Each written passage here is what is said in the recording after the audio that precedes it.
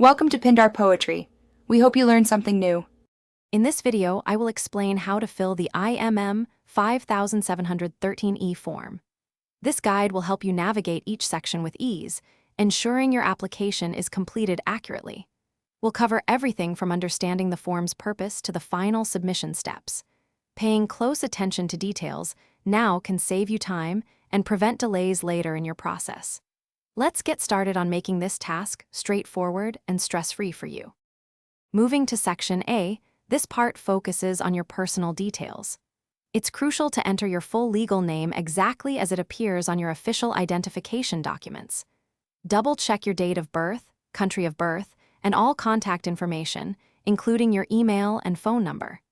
Any discrepancies here could lead to processing delays, so take your time to ensure everything is precise and up to date. Now let's tackle Section B, which covers your family information. Here, you'll need to list details for your spouse, children, and parents. Be sure to include their full names, dates of birth, and current countries of residence.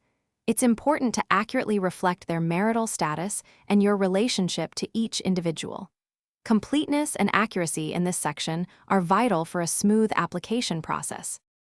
Finally, we reach the declaration and submission stage. Before signing, take a moment to thoroughly review every section of the form for any potential errors or omissions. Your signature confirms that all information provided is true and accurate to the best of your knowledge. Once satisfied, sign and date the form as required. Remember to check the description for a link to Little Trees Black Ice and other great deals to keep your car smelling fresh. Submit your completed form according to the instructions provided in your application package. Thanks for watching. Consider subscribing if we helped you.